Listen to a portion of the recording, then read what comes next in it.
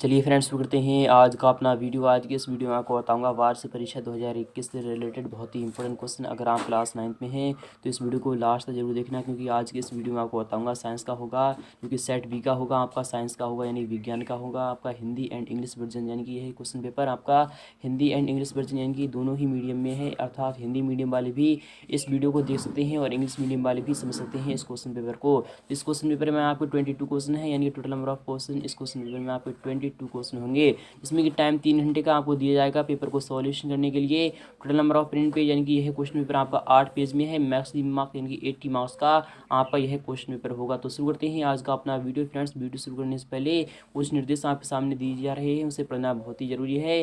जब आप निर्देश को पढ़ते हो तभी आपको समझ में आता है कि कौन सा क्वेश्चन क्या कहना चाहता है। तो पहला वाला निर्देश क्या कह रहा है कि सभी प्रश्न अनिवार्य है, यानी कि ऑल क्वेश्चन आर कंपलसरी। जितने भी आपको क्वेश्चन दिए जाएंगे आपको सभी को सॉल्यूशन करना होगा। सेकंड वाला है कि प्रश्न क्रमांक 1 से लेकर 4 तक आपको वस्तुनिष्ठ प्रश्न दिए जाएंगे, जिसमें कि प्रत्येक प्रश्न के लिए आपको 5 अंक मिलेगा, यानी कि एक क्वेश्चन का जवाब देने पर आपको 5 अंक मिल जाएगा, यानी कि 4 क्वेश्चन का जवाब देने पर आपको 20 अंक मिल जाएगा। तीसरा क्या कह रहा है कि प्रश्न क्रमांक 5 से 22 तक आपको आंतरिक विकल्प दिए गए हैं, यानी कि विकल्प के आधार पर आपको क्वेश्चन को सॉल्व करना होगा। चौथा है कि प्रत्येक प्रश्न के लिए आवंटित अंक उनके समूह अंकित हैं, यानी क्वेश्चन कितने अंक का होगा आपके सामने राइट हैंड साइड में इस तरीके से लिख दिया जाएगा। पांचवा है कि प्रश्न क्रमांक 5 से लेकर 9 तक प्रत्येक प्रश्न का उत्तर आपको लगभग 30 शब्दों में देना होगा, यानी कि मिनिमम आपको 30 शब्द में आपको आंसर देना होगा। छठा है कि प्रश्न क्रमांक 10 से लेकर 14 तक प्रत्येक प्रश्न का उत्तर आपको लगभग 75 शब्दों में देना होगा। सातवां है प्रश्न क्रमांक 15 से 19 तक प्रत्येक प्रश्न का उत्तर आपको लगभग 120 शब्दों में देना होगा। आठवां क्या कह रहा है कि प्रश्न क्रमांक 20 से 22 तक, यानी कि ये 3 क्वेश्चन ऐसे होंगे जिसमें कि प्रत्येक प्रश्न का आपको उत्तर लगभग 150 शब्दों में देना होगा, यानी मिनिमम 150 शब्दों में आपको आंसर लिखना होगा। नवा है कि जहां आवश्यक हो वहां पर स्वच्छ एवं नामांकित आपको चित्र भी बनाना होगा। जहां पर आपसे कहा जाए कि चित्र बनाइए तो वहां पर आपको स्वच्छ एवं नामांकित चित्र बनाना है। तो शुरू करते हैं आज का अपना वीडियो। फ्रेंड्स, वीडियो शुरू करने से पहले आपसे गुजारिश करता हूं, अगर आपने हमारे चैनल को अभी तक सब्सक्राइब नहीं किया है तो हमारे चैनल को जरूर सब्सक्राइब कर लीजिए, साथ में आने वाली बेल आइकन को जरूर प्रेस कर लीजिए। तो फ्रेंड्स, पहला वाला क्वेश्चन आ चुका है आपके सामने ही, मोस्ट है। अगर आप क्लास 9th में तो इस वीडियो को यहाँ से लेकर लास्ट तक जरूर देखना, क्योंकि यह क्वेश्चन पेपर काफ़ी फंसता है और इस बार ही पक्का फंसेगा। कि सही विकल्प चुनकर लिखिए, यानी कि पहला क्वेश्चन कह रहा है कि सही विकल्प चुनकर लिखिए, यानी कि आपके सामने वैकल्पिक क्वेश्चन है पहले वाले क्वेश्चन में। तो पहले वाले क्वेश्चन का पहला वाला क्वेश्चन क्या कह रहा है कि तापमान का SI मात्रक क्या होता है। तो फ्रेंड्स, आप सभी जानते होंगे तापमान का SI मात्रक क्या होता है। क्या तापमान का SI मात्रक न्यूटन होता है, या फिर जूल होता है, या फिर केल्विन होता है, या फिर पास्कल होता है। तो मैं आपको बताते चलूँ कि न्यूटन जो होता है वह यानी कि बल का मात्रक होता है, यानी बल का मात्रक जो होता है तो बल का SI मात्रक न्यूटन होता है। और जूल किसका होता है, तो कार्य का मात्रक जूल होता है, और शक्ति का मात्रक भी जूल होता है। यहाँ पर बात हो रही है केल्विन, तो केल्विन किसका मात्रक है, तो तापमान का SI मात्रक होता है आपका केल्विन या फिर सेल्सियस। तो आप यहाँ पर देख लीजिए केल्विन है यहाँ पर दिया जा रहा है, अगर यहाँ पर सेल्सियस होता तो हम सेल्सियस भी लगा सकते थे, लेकिन तापमान का SI मात्रक हम केल्विन लगाते हैं, यानी कि आपका विकल्प यहाँ पर सी वाला बिल्कुल सही हो जाएगा। अगर यहाँ पर बात करें कि पास्कल किसका मात्रक है, तो पास्कल आपका दाब का मात्रक होता है, यानी दाब जो होता है प्रेशर, उसका मात्रक पास्कल होता है। नेक्स्ट वाला भी क्वेश्चन चलते हैं कि पौधों में जल एवं खनिज लवणों का संवहन होता है। तो आप सभी जानते होंगे पौधे, यानी जो पौधे होते हैं वो जल एवं खनिज लवण, यानी कि जो जल होता है वो भूमि से प्राप्त करते हैं जड़ों द्वारा, खनिज लवणों को भी प्राप्त करते हैं। तो वह किसके द्वारा करते हैं, क्या जाइलम द्वारा करते हैं, या फिर फ्लोएम द्वारा करते हैं, या फिर मृदुतक द्वारा करते हैं, या फिर इन सभी के द्वारा करते हैं। तो आप सभी जानते होंगे कि जाइलम द्वारा करते हैं। जी हाँ फ्रेंड्स, जाइलम द्वारा करते हैं, यानी कि आपका विकल्प यहाँ पर ए वाला बिल्कुल सही हो जाएगा। अगर बात करें कि फ्लोएम का क्या कार्य होता है, तो फ्लोएम का कार्य होता है कि पत्तियों से जो उनका भोजन बनता है वो सभी भागों तक यानी कि फ्लोएम पहुंचाती हैं। तो आपका इस तरीके से आंसर हो जाता। फिलहाल कि आपको जाइलम यहाँ पर याद रखना है। नेक्स्ट वाला भी क्वेश्चन लेते हैं, क्वेश्चन थर्ड भी आपका मोस्ट है, आता ही आता है। यहाँ पर बात हो रही है कि कार्य करने की क्षमता को क्या कहते हैं। तो मैंने अभी भी आपको बताया है कि कार्य करने की क्षमता को हम ऊर्जा कहते हैं। जी फ्रेंड्स, कार्य करने की क्षमता को ऊर्जा कहते हैं, यानी कि आपका विकल्प यहाँ पर सी वाला बिल्कुल सही हो जाएगा। नेक्स्ट वाला भी क्वेश्चन आपका मोस्ट है, क्वेश्चन 4 क्या कह रहा है कि निम्नलिखित में से संक्रामक रोग नहीं है। तो आप सभी जानते होंगे कि वह रोग जो संक्रमण के कारण नहीं फैलता है उसे हम संक्रामक रोग कहते हैं। क्या जुकाम संक्रामक रोग नहीं है, या फिर एड्स नहीं है, या फिर डेंगू बुखार नहीं है, या फिर कैंसर नहीं है। तो आप सभी जानते होंगे कि जुकाम जो है वह संक्रामक रोग से आता है। जब एक व्यक्ति को जुकाम हो जाता है, अगर वह रुमाल का उपयोग ना करे तो उसके द्वारा दूसरे व्यक्ति को भी बहुत जल्द जुकाम हो जाता है। तो इसी तरीके से एड्स भी है, तो एड्स एक व्यक्ति से दूसरे व्यक्ति में इस तरीके से हो जाता है। मान लो एड्स से पीड़ित कोई व्यक्ति है, अगर उसका रक्त अगर आप में आपके रक्त से यानी कि मिल गया तो आपको भी एड्स हो सकता है। और डेंगू बुखार भी एक संक्रामक रोग है, क्योंकि वह भी मच्छर के कारण फैलता है। बट जो कैंसर रोग है तो वह कैंसर यानी कि कैंसर जो ऐसा रोग है वह संक्रामक यानी कि संक्रमण के कारण नहीं फैलता है। यानी कि आपका विकल्प यहाँ पर डी वाला बिल्कुल सही हो जाएगा। तो नेक्स्ट क्वेश्चन भी देते हैं। क्वेश्चन 5 भी आपका मोस्ट आता ही आता है कि पृथ्वी के धरातल का कितना भाग जल से ढका हुआ है। तो आप सभी जानते होंगे कि पृथ्वी का जो धरातल है यानी कि जो भूमि है जिस पर हम रहते हैं वह कितना भाग है जो जल से ढका हुआ है। तो आप सभी जानते होंगे जो पृथ्वी है, पृथ्वी पूरे हिस्सा 4 होता है, 4 में से 3 हिस्सा यानी 3/3 यानी कि 3/4 जो है पृथ्वी वह क्या है, तो वह किससे ढकी हुई है, वह जल से ढकी हुई है। तो आप सभी जानते होंगे यानी कि 3/4 यानी 100 में से जो आप यानी 30 निकालते हो तो 75% आता है। यानी कि आपका विकल्प यहाँ पर बी वाला बिल्कुल सही हो जाएगा। यानी 75% में पानी ही पानी है और 25% में हम सभी लोग रहते हैं। इसे इंग्लिश मीडियम वाले भी विस्तार के साथ समझ सकते हैं। फिलहाल के नेक्स्ट वाले भी क्वेश्चन लेते हैं। क्वेश्चन सेकंड भी आ चुका है आपके सामने, मोस्ट है आता ही आता है। यहाँ पर बात हो रही है रिक्त स्थानों की पूर्ति कीजिए दिए गए विकल्पों के आधार पर। तो दिए गए विकल्पों के में से आपको सही रिक्त स्थान चुनना है और इसमें भरना होगा। पहला वाला क्वेश्चन क्या कह रहा है कि 25 डिग्री सेल्सियस पर जल की भौतिक अवस्था क्या होती है। तो आप सभी जानते होंगे जब जल 25 डिग्री सेल्सियस पर होता है क्या वह गैस होता है या फिर द्रव होता है। तो 25 डिग्री सेल्सियस पर वह द्रव ही होता है। तो 4 डिग्री से लेकर जब भी ऊपर होता है 100 डिग्री सेल्सियस तक वह द्रव ही रहता है और 100 डिग्री के बाद वह उबलने लगता है और वह गैसीय यानी गैसीय अवस्था में रूपांतरित होने लगता है। तो आप यहाँ पर देख लीजिए 25 डिग्री सेल्सियस किस में आता है, तो 4 से और यानी 100 के बीच में आ रहा है, यानी कि आपका द्रव ही होगा, यानी कि लिक्विड आ जाएगा आपका यहाँ पर आंसर।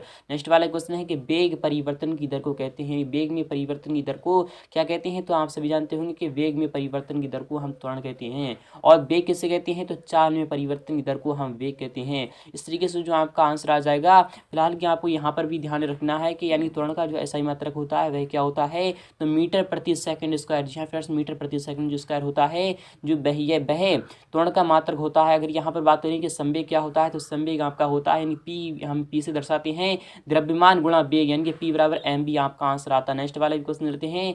थर्ड वाला क्वेश्चन क्या कह रहा है कि प्रति एकांक आयतन के द्रव्यमान को कहते हैं। तो आप सभी जानते होंगे प्रति एकांक आयतन के द्रव्यमान को हम घनत्व कहते हैं, यानी घनत्व यानी कि डेंसिटी कहते हैं। आपका यहाँ पर आ जाएगा नेक्स्ट वाला क्वेश्चन, यानी कि सेकंड वाला ऑप्शन आपका यहाँ पर आ जाएगा। क्वेश्चन 4 भी आपका मोस्ट है कि किसी पिंड का विस्थापन यदि शून्य है तो उस यानी कि उस बल द्वारा पिंड पर किया गया कार्य भी शून्य ही होगा, यानी शून्य होगा, यानी कि आपका 0 आ जाएगा, यानी कि आंसर आपका 0 यहाँ पर आ जाएगा।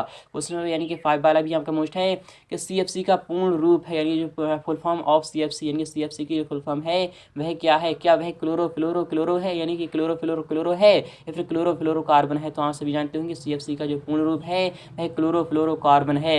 यह कहाँ पाया जाता है, तो आप सभी को पता होगा यह फ्रिज में पाई जाती है यह गैस बहुत ही। नेक्स्ट वाले भी क्वेश्चन चलते हैं, यानी कि नेक्स्ट वाला भी क्वेश्चन आ चुका है यहाँ सामने। क्वेश्चन 3 भी आता ही आता है। यहाँ पर बात हो रही है कि सही जोड़ी बनाई, यानी कि मैच द फॉलोइंग, आपको सही मिलान करना होगा।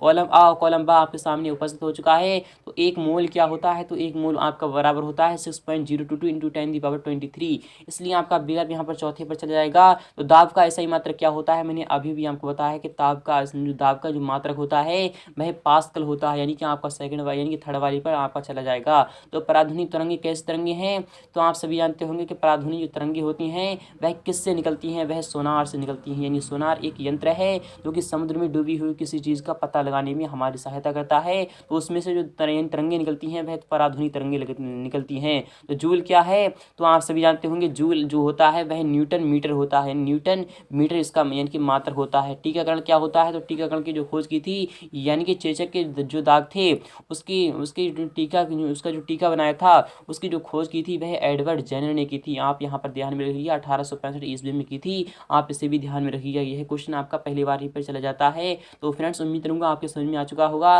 नेक्स्ट वाले भी क्वेश्चन लेते हैं। क्वेश्चन नंबर 4 भी आपका मोस्ट है आता ही आता है। क्वेश्चन 4 क्या कह रहा है, आपको यहाँ पर समझना होगा कि यहाँ पर बात हो रही है कि एक वाक्य में आपको आंसर देना है, यानी कि एक वाक्य में ही आपको आंसर देना होगा।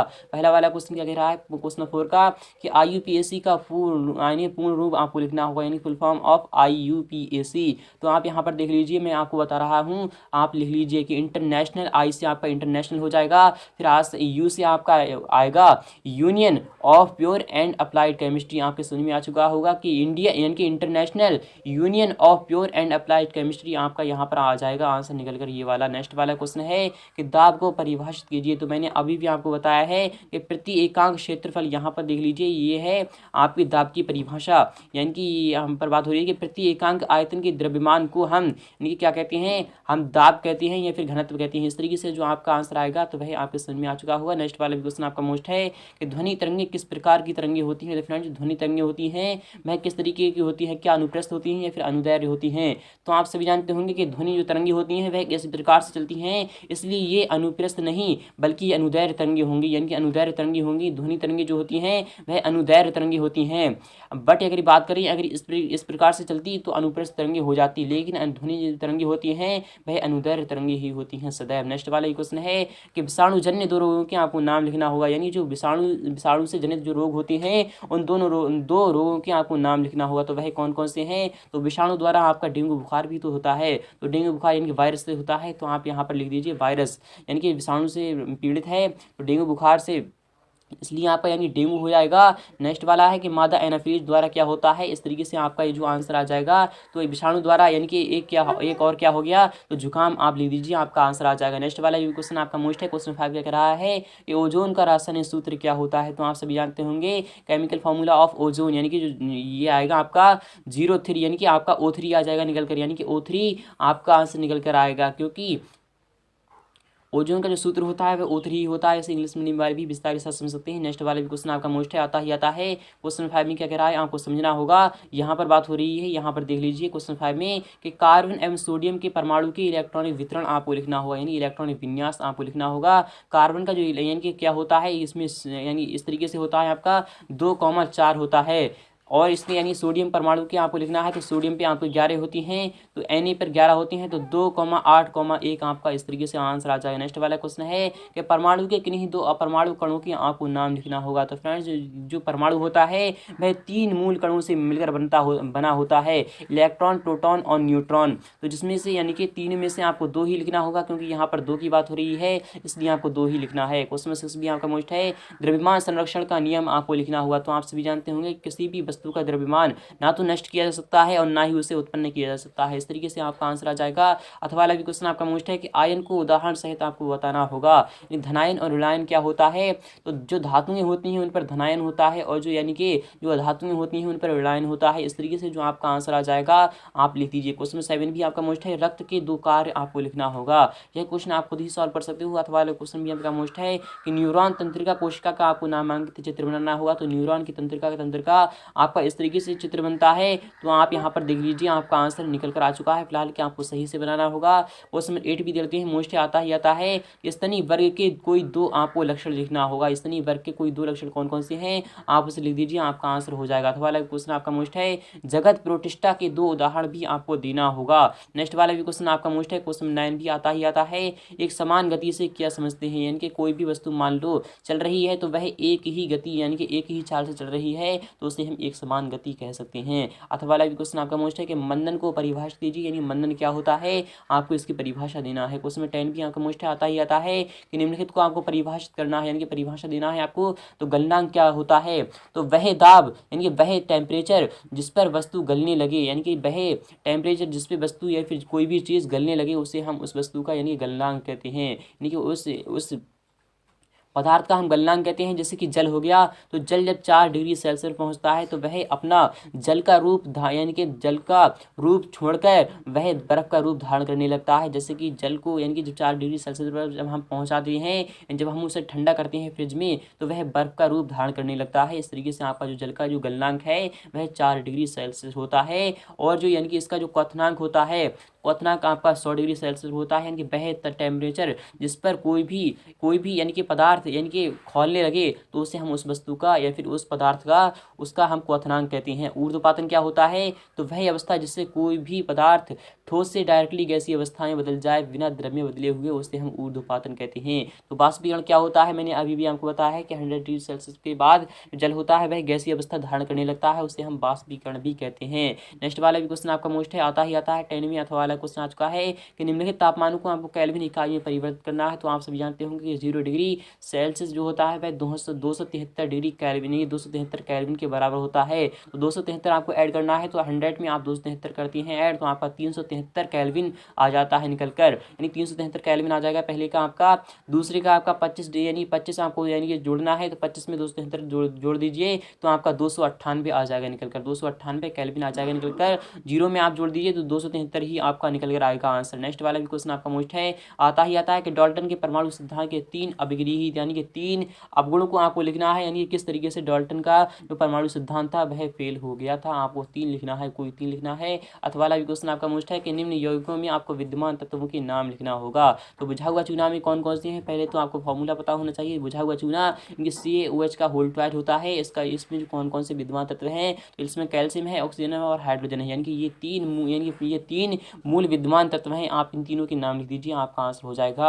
हाइड्रोजन ब्रोमाइड में कौन कौन से मूल विद्यमान तत्व हैं, तो HBr इसका फॉर्मूला होता है, इनके हाइड्रोजन और ब्रोमीन, इसमें 2 मूल विद्यमान तत्व हैं। बेकिंग सोडा क्या होता है, यानी खाने वाला सोडा, NaHCO3 होता है, NaHCO3 होता है, यानी सोडियम, हाइड्रोजन और कार्बन और ऑक्सीजन, इसमें ये 4 और 5 यानी कि 3 1 4 यानी इसमें 4 मूल तत्व होती हैं। नेक्स्ट वाला भी क्वेश्चन चलते हैं, आता है क्वेश्चन नंबर 12 क्या कर रहा है कि ध्वनि का परावर्तन किसे कहते हैं। मान लो हमने किसी को आवाज़ दी और वह आवाज़ दीवार से टकराकर हमें वापस सुनाई देती है, तो उस यानी कि उस स्थिति को हम ध्वनि का परावर्तन कहते हैं। इसके 2 उपयोग आपको लिखना होगा। अथवा वाले क्वेश्चन मिलते हैं कि वस्तुओं को साफ करने के लिए पराध्वनि का उपयोग हम कैसे करते हैं, आपको यह विस्तार के साथ लिखना होगा। क्वेश्चन 13 भी आपका मोस्ट है कि स्वास्थ्य क्या होता है। अच्छे स्वास्थ्य के लिए 2 आवश्यक स्थितियां आपको लिखना होंगी। अथवा वाला क्वेश्चन है कि संक्रामक रोग फैलने के कोई 3 साधन आपको लिखना होगा, यानी कि वह रोग जो संक्रमण से फैलते हैं उसे हम संक्रामक रोग कहते हैं, उसके 3 बचाव भी आप लिख दीजिए, आपका आंसर निकल कर आ जाएगा। नेक्स्ट वाले क्वेश्चन मिलते हैं कि ओजोन परत का क्षरण क्या है, यानी कि जो ओजोन परत है उसमें यानी कि छोटे छोटे छिद्र होते जा रहे हैं, वह किसके उस पर क्योंकि क्लोरोफ्लोरोकार्बन बहुत कम मात्रा में हो रहा है। अथवा वाला क्वेश्चन मिलते हैं कि जीवन के लिए जल क्यों अनिवार्य है, आपको लिखना होगा, यानी जल ही जीवन है। आपको पता होगा जल के बिना हम नहीं रह सकते, यानी कि जल ही जीवन है। इस तरीके जो आपका आंसर आएगा वह आपको लिखना होगा। नेक्स्ट वाला भी क्वेश्चन आपका मोस्ट है, क्वेश्चन 15 भी आता है कि कोलाइड के 4 गुणधर्म आपको लिखना होगा। अथवा वाला क्वेश्चन चलते हैं कि मिश्रण के घटकों के पृथक्करण की 4 विधियाँ आपको नाम व उदाहरण सहित लिखना होगा। तो फ्रेंड्स उम्मीद है आपके समझ में आ चुका होगा। अगर आपके समझ में आ चुका है तो वीडियो को लाइक करना, शेयर करना बिल्कुल नहीं भूलें। मिलते हैं नेक्स्ट पार्ट में फुल